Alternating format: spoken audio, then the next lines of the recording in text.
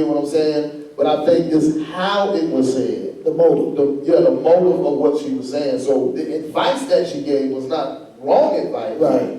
It was just in what intent and what motive that it was given. Right. And so when you give the intent and the motive that it was given, the babe, I don't know if they can discern the motive or the intent. And that's where it's good for the person who just got saved to be able to go to somebody and say, hey, somebody in the church told me, or, well, let me ask you this, could I still hang around my friends? Because if you get them open to be able to talk to somebody in the church mature, then they can ask somebody that was told to them, they can ask somebody else. You know what I mean? So, just real quick, it's like our deliverance is very important. Right. If we don't do it out of love. Right. So that's not only speaking to the young, the babies, it's speaking to everybody. Everybody. So that's good right now. So I think it was just the motive in the film. I mean, we're going to stick to the film. It's the babe won't, what the person said, like I said again, it wasn't wrong advice. It was just where it was coming from the heart of that individual. And the babe might not immediately be able to discern the heart or the intent of the individual.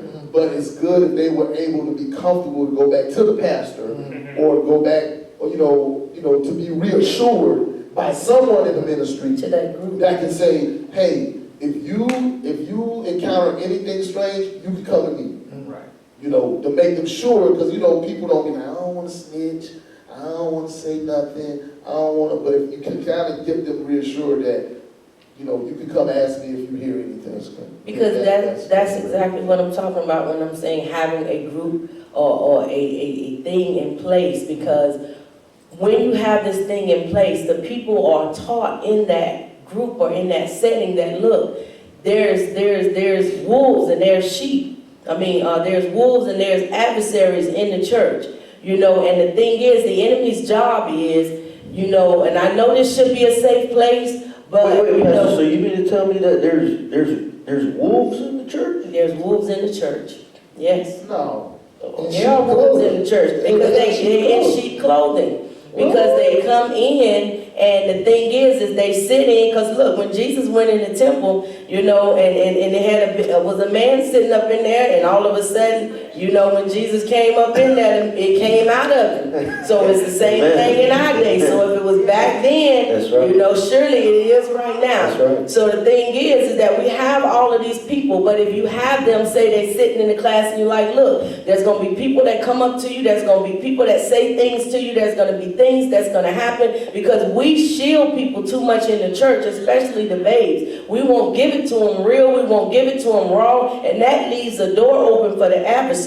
But if we give it to them raw and let them know, say, hey, look, we got these types of people in here, these types of people, everybody in the church is not in the church because they love Jesus. Some people in here because they on an assignment. They have a mission from the opposing team, and that's to win souls away from the kingdom. Just like we want trying to win them to the kingdom, they have an agenda as well. So we need to wise up, because he tells us that the children of darkness are more wiser than the children of light. So, and that's because we keep shielding.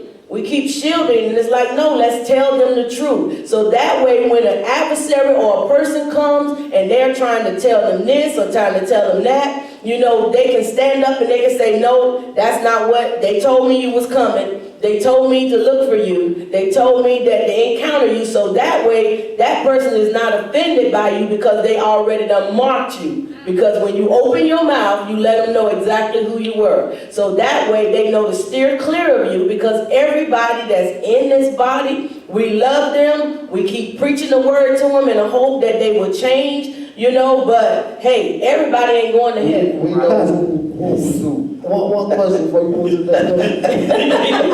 Why is it that when we come into the body, we get soft? Like in the world, we hard, we can take anything. People can say anything to us, but when we come into the fold, I feel like it's because we have a preconceived program as to how the church is supposed to be. It's just like before you get saved, you know exactly what the church is supposed to do. You can't do this, you can't do that, you can't wear this, you can't look like that, you can't go here. So you already pre-programmed when you come into church. How many of us decided that we were going to get saved later in life so we could sin to the fullest and then come in? Why? Because we didn't want the restrictions, we didn't want the do's and the don'ts. So what we did, we stayed out, you know, and if we did come, we teeter-totted back and forth, back and forth, back and forth. Why? Because we didn't fully get it, you know, so we waited because it was like we already knew what was already required of us, but when we come in, it's like we get amnesia. You know, it's already pre-programmed. So the thing is, something, Pastor. You said something. A lot. You said a lot. you know,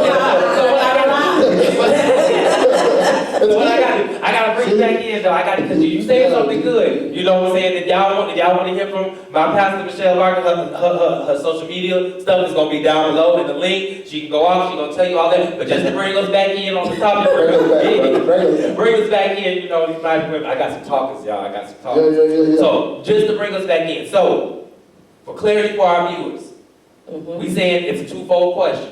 We saying on this end, it's right. You know, the new babe needs to be told this, the new person, and so needs to be told this. But on the other hand, we saying, well, the lady should have told him. Somebody needs to tell him that, and she wasn't. If she didn't do it, who else is not going to do it? So what we kind of doing? I just kind of want to take a poll starting with Pastor Mike and kind of just go down and just like give me like 10 seconds on real quick on question one. Yeah, like I said earlier,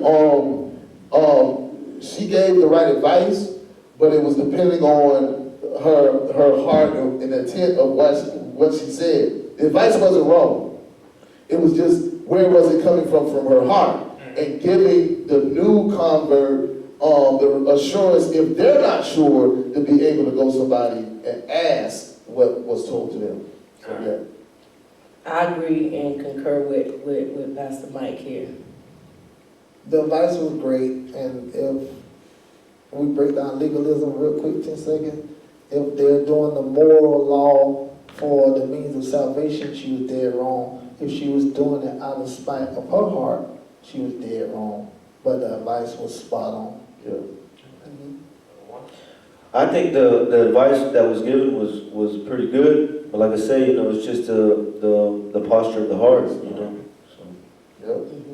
Okay, so the advice is right, posture of the heart, you know, so it's a twofold question basically still. It's still deep down in there. So, you know, maybe we'll take one of these shows and kind of go deeper into that one, so I'll make sure, you know, my assistant get that for y'all the next time, you know what I'm saying? You know what I'm saying? I ain't got no assistant, y'all. You got a confidence, my brother. This is me. So, next question. So, real quick, okay, so we go into the second scene where we had One walking out the door, and then you have the door attendant, the usher lady, who was like, you know, we've all seen this lady before. You know, we've seen this lady before. We have. No, you shouldn't be wearing that. No, so we've seen this lady before, but not just to pick on it. That was the comedic value of the film. But dress code. Is there a dress code in the church? No. No, there I isn't. say no because I know that we have, you know, some people say, okay, you have those that is over, you know, that, but again, like I'm saying, everybody that come into church is not there for the right reasons. Now, some people, if they come in and they might be wearing something a little low and a little cut, then that's where, you know, our grace comes in and our love comes in, because you don't know, this might be the only thing and the only attire that this person has. So they put that on and they came because they wanted to hear, you know, about a man named Jesus. And then you have those that come in because they coming in with the heart, because we know that this thing is all about the heart. My heart is to tempt. I'm coming in with the satanic agenda, and that is to take down the men and the women of God. You know, so they got their own agenda. And then when it come down to whether we should wear these, you know, shiny suits and these, you know, glitter dresses, you know, hey, whatever, if that's how you want to dress, then, you know, we're not knocking that, you know. But if you got those that don't want to wear that and they want to dress down, you know, we're not knocking them either, because this is a come as you are, but don't stay inside, because we can't dress up the inside. He's coming for the inside, Right. not the outside. So we want to dress the outside and make it look holy, you know, but that inside thing is what we're working with. That's what we as the church should be concerned about. Okay, someone else want to expound on that for me? It's hard. I don't want to push nobody away, but I have to say, it's not a dress code. Like wearing a three-piece suit is not law, but you can't walk into the sanctuary with something Your panties showing. showing. You can't walk in with your Like, you can't walk pants in with down. your pants So showing. I have to say, yes, it is a code to a certain extent, but it's not law that you wear a three-piece suit or a dress down to the floor like a train veil coming into. No, I'm not saying that. So you saying the woman, so because Pastor right here said, you know, this might be the only thing they have, but if the cutters are all she got, then That's we fine. might need to That's reconsider. fine. So it's fine. Sweetheart, come, but we have to understand this. If I respect this temple, I respect that temple. Out of love, you have to, okay, if that's the case, then she can just walk up in here and start shaking how she wants to. It's rules of engagement, everything that you do. Right. It's rules of engagement, everything that you do. So not saying that it's law that you wear the long dresses or look like me, because I wear this, but it is a standard. You're not gonna go to the courthouse like that. Right. So common courtesy then, right? Basically, like just respecting the environment that we're coming into. We're not saying that you have to have on the suit, the tie, the long dress, no makeup and all that, but respect the Out of environment. law, out of love, we'll come and throw a little hanky over our blanket to let her know, no, we're not gonna make you leave. You know, the dude that's sagging down here, how you gonna run from the police anyway like that? But anyway, the dude that's sagging, you know, bro, man, you know, pull your pants up, brother, because you don't want to expose. Now, somebody can't look at you and be mad. You see what I mean? But anyway, what I'm saying is we're not gonna push them out the church. Right. It'll be a life lesson we'll be able to teach them out of love. We'll be able to expose our heart. Well, I just feel like, you know, when it comes down to that, it's a very touch-and-go thing, because if the person that comes in and they, you know, if that's all they got, I've heard some people where they were actually offended by the little thing that you put on them. For the simple fact is, they felt embarrassed, you know, because of it. And the thing is that we're trying to actually, you know, I feel like at a certain point in time, you know, with certain believers and certain, they need to be at a spiritual level where, you know, you're not tempted by it and you're not, you know, because some environments that we're going to go in as saved people, you know, they're not going to be completely conducive to what we would say, you know, saved people should be in. But hey, Jesus was at the party too, you know, and he went into some areas that the religious leaders didn't necessarily agree with, but he didn't make those people feel uncomfortable. It's just like when the woman was down there and she was washing his feet and all of that, and then you had the religious leaders, they was around talking about, well, he must not know,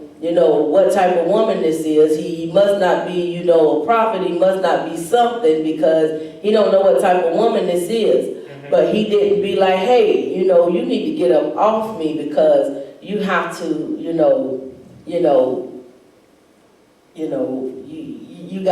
can't, because it's like, no, he was more worried about her soul, you know what I'm saying? And he wasn't worried about the people that were watching or the people that were looking, because again, going back to what I'm saying, raising up a people who understand that this is a hospital. People are going to come in here. They're going to be looking all kind of ways. You know, for those of us that don't like blood, for those of us that don't like, you know, these gruesome situations where arms and bones are sticking out, you know what I'm saying? You got to get prepared for that, because everyone that's coming in is not coming in perfect, because if we was perfect, we won't need a savior. So you're going to have some people that's going to come in sideways with the dress, but we can't, you know, run them out or make them feel uncomfortable, because it doesn't, you know, is not what we feel like it should be, or the environment is not what we feel like, how they should look or how they should present themselves, because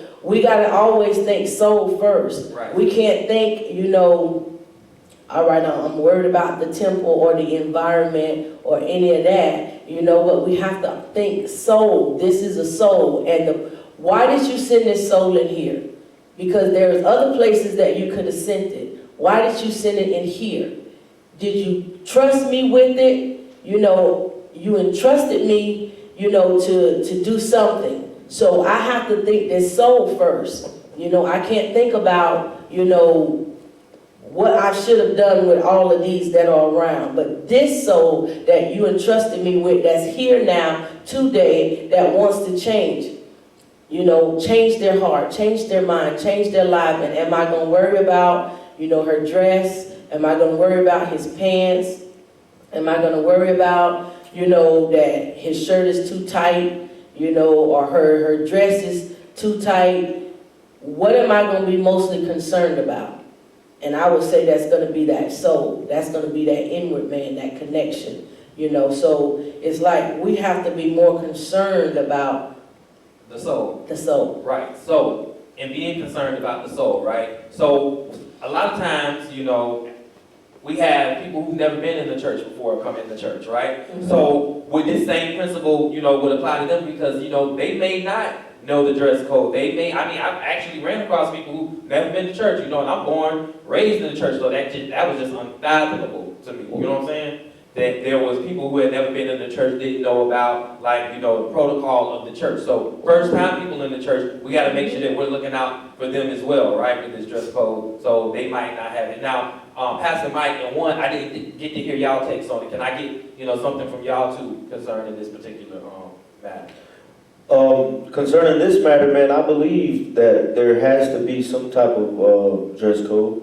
Mm-hmm. Yes, the first and foremost aim is the person's soul. But like we first said at the beginning, man, a woman or man can't come into the church showing in a Speedo and a man coming in, or a woman coming straight off of the pole. You know what I'm saying? And I believe, that yes, the soul is the most important thing. If they come in that way, we'll embrace them. Mm-hmm. We will show them love. Mm-hmm. We will also say, look, listen, with a soft voice, say, here, cover yourself up for now, And at the same time, we have to remember that it's not just that soul. You have others in the congregation, in the fold, that also might have a problem, that might be dealing with these type of issues. And if they see something like that, that might just be that one little push, you know what I'm saying, of temptation that they're struggling with. So that's just kind of how I see it. But me, just me now, I don't believe in wearing no three-piece suit and my, gator boots and stuff like that. The people dress like that, that's on them. But I dress how I dress, this is where I go ever since, since a young buck, man, it's just how I roll. Yeah. Now, listen though, if somebody came and told me, said, hey, listen, if you want to come, share with us, you might have to change your attire a little bit, because, you just don't. Well, you know what I'll say? I'll be like, look, man, if that's how you see it, then I don't belong there. But that's just my personal opinion. But then I'll pray about it, right? Because sometimes you might say stuff without, Yeah. And then I'll be like, you know what, Lord, there's somebody there that needs to hear what you want to say to me. So I'm facing, because we were talking about this a while back, where if Paul said that I will become all things to all men, right? To be able to win just that one.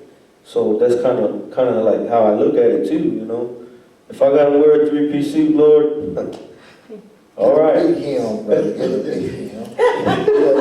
Now, Now, we don't want the people to think we making fun of the people. No. Y'all wear y'all three-piece suits now. Yeah, Y'all, yeah, get me wrong, yeah. my granddaddy had a three-piece suit on, so don't get me, don't let, I had my three-piece suit on too when he dressed up Easter Sunday, we Hey, sharp. hey man, listen, I like the way it looks. I'm gonna be honest, I like it. But it ain't my style, you know what I'm saying? I can't wear it like I can't wear it like they wear it, you feel me? I don't own a suit. I don't own a suit. Yeah.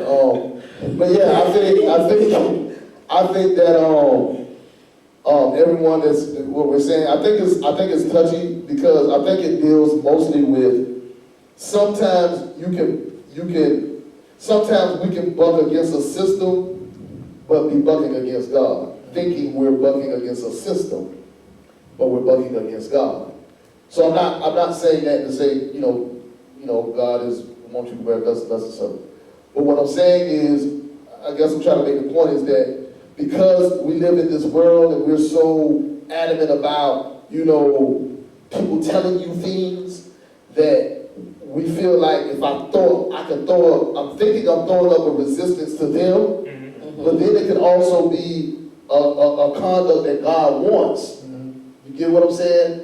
But you think you're resisting them and you're not resisting so much. You're resisting them, but you can be resisting God too. When it comes to, I think every church needs to discern when somebody's coming in and new, or they're just starting to come in the church, right? We have churches where people, like, dudes come in high. Yeah. I'm talking about smelling like Tucci, smelling like weed, eyes glazed, and they come into church. They come into service. Pants down, eyes red, everything. You know what I mean? Coming out of ministry. We don't be like, hey brother, smoking up, making everybody, we smell it all that. No. I believe that the word of God can cut through all of that. It can. Because that's how I got saved. When I got saved, I was high. You know what I mean? I was like high. So, and that's how it came to. If they're genuinely just coming in and they really don't know, then it's like they don't know. Let them come in and see. But now, all leaders know people who come regularly. All leaders know that you got somebody that come in here, or one brother that may come in here, he been coming for almost a year, and he wearing his pants and his butt hanging over, and his pants hanging and drawing. It's like, okay, brother, now you kind of know, you know what I mean, the deal, so we would have to address that. And I think sometimes people, they don't know the church well enough to know that correction is also love, right? Sure. And so people can be corrected in the church. We think, a lot of people out there think that when you go to church, you shouldn't be like, it's all free, just free house, just do whatever you want. And that's not the case. Love, the communication of love is correction too. You get what I'm saying? So if you know, all leaders, everybody know, if somebody's been regularly coming to the house, regularly been coming to your church, regularly been coming here, and this brother come in here and he wants his sleeves and he bustles and or however the place may be, or his shorts or his drawers hanging down, and then he want to be like, what? No, Jesus said, come as you are. Jesus, it's like, no, you've been here, you understand that you had the Holy Spirit, because the Holy Spirit he don't want to go dress us. I think the other problem is saints, people try to dress you. And people can't dress you. So the point is, yes, it is a dress code. Are there those who come to church and they do and they should come to church? And they come in and they just come in how they are, they come in high, they come in however it is? Cool. That's cool. But if somebody in the house, a brother in the house, his pants hanging down just like in the film, she said, oh, you gotta wear some clothes and this, it's like, no. You know what I mean? If he's regularly been coming like this, then it's correction. Brother, we don't mind you wearing jeans and short pants. Just pull them up. Wear, have your shirt over them where you can't see it. You know what I'm saying? Long enough. Sister, don't come and your cleavage showing and your boobs out. When you sit down, your panties showing, your jeans, you got the split in the middle, everybody can see. So, right. That's all. Okay. Right, okay, so then we gotta understand, you know, there's not a law per se for a dress code, but there is respect for the house, basically. That's what you guys are getting at, if I'm not wrong, right? Definitely correct me if I'm wrong. So there is respect for the house, you know, there's no dress code, but don't come in just, you know, being disrespectful. You've been to the church, you know, 6, 7, 8 times, you know, you kind of got a feel for it, you kind of, you know, it's the same thing going on your job. You wouldn't go on the man's job, you wouldn't go out there with your pants sagging, you know to put on a button-up shirt and have your belt on when you go in there. So it's the same thing as when you're coming in the house of God. Give God that reverence, give God that respect, I'm gonna honor you, I'm gonna give you some respect just like I give these people respect, because my soul is more important than a paycheck. That's good. All right, and so we're gonna go on to the next question, because I ain't supposed to be answering questions and stuff, but y'all have so I just I couldn't help but throw my good. So we get down to this last scenario, right? And we got the sister who, as soon as he walks out the door, he coming down the steps, and he's like, I was gonna bring my friends to God, and he was hyped, and all of that, and now he's done been basically stabbed 2 times. His soul's already been hit twice before he could leave the church house, right?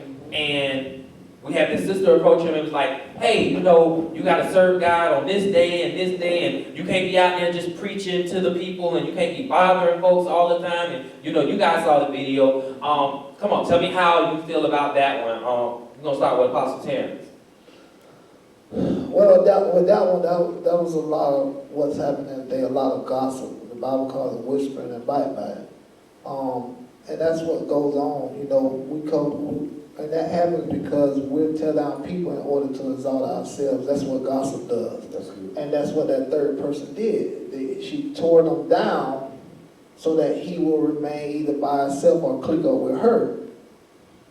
So it was a schism, a division there in that gossip. And that's happening a lot, man. And instead of us gossiping, I think we need to do a lot more praying. And with that direction that she gave, she could have appointed him to the pastor or to the elders of the church instead of trying to direct him the way she thought. That's a lot of what's happening too. We think we should control the results of different things. So, okay.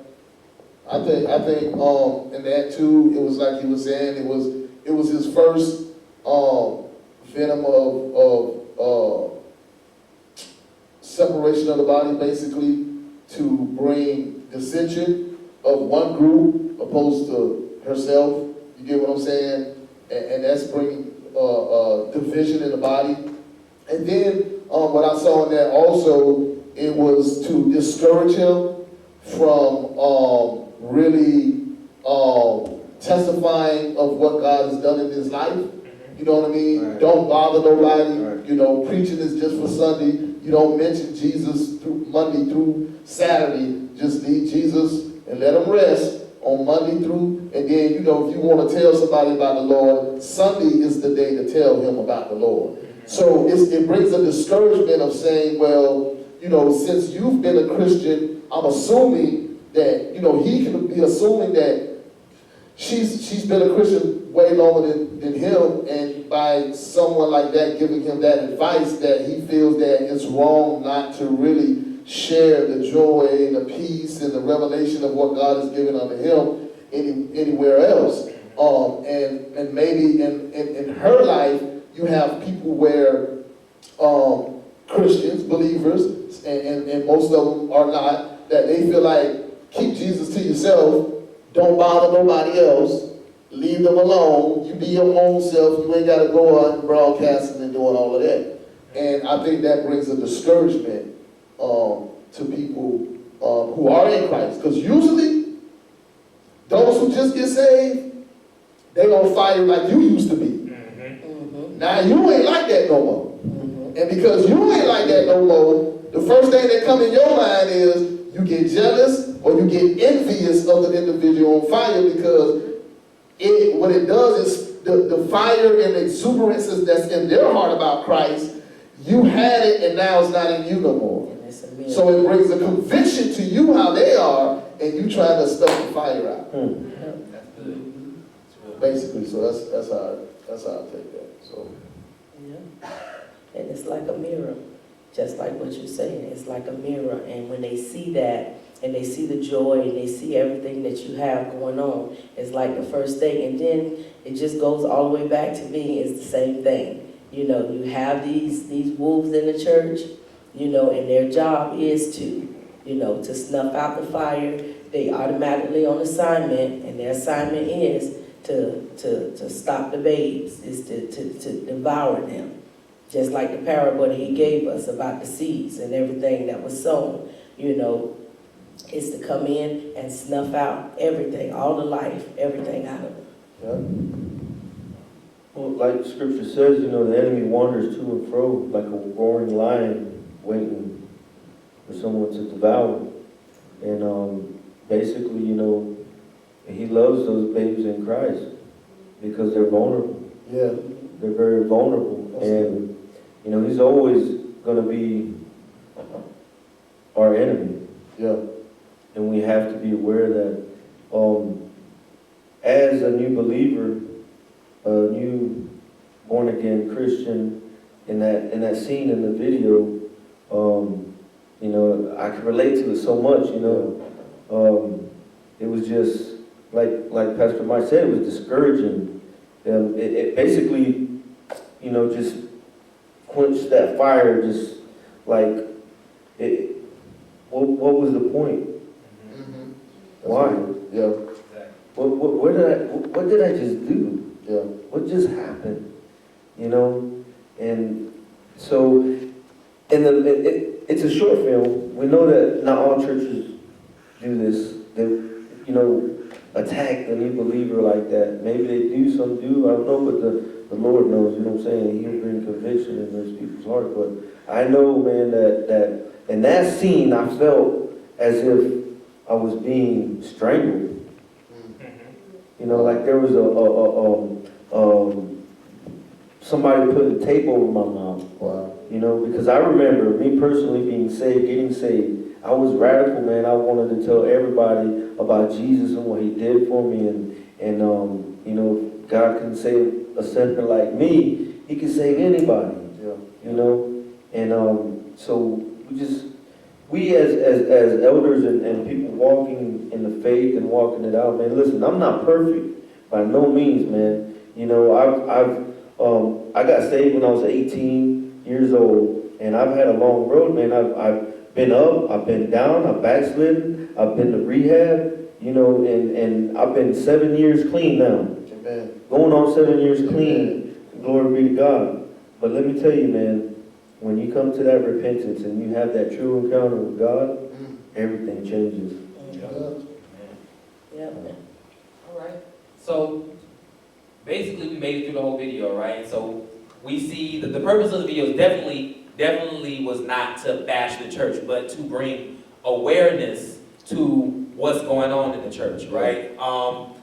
It's not everything that the new believer was told wasn't wrong. That some of it was twofold, but it wasn't necessarily wrong. Some of it was just out of place. Right. So just being aware as ministers and pastors, apostles, prophets, whatever your calling is in the church, just being aware of the fact that these things are happening in the church, and it is chasing away some of our new believers. It is chasing away some of our babes. And so that was the purpose of it, not to tear down the church, but to make sure that we come together. It's to strengthen our foundation as a body, because what we have to realize is that when we say church, we are all one family. It doesn't matter what denomination of the church that we are, or what city you're in. We are all one body. We are all one family. So as we strengthen our foundation together, we better prepare ourselves for this war against the enemy. All right. So I thank you guys so much for taking the time to come and be with us today on Truth Uncovered, Uncut. This is our first episode. Definitely will have you guys back. We'll have the links below to their social media. You guys have a great day. From Chad Downer right here. Thanks for watching Truth Uncovered, Uncut. If you enjoyed, check out the rest of our content on our YouTube channel. Also, like, share, and subscribe. God bless.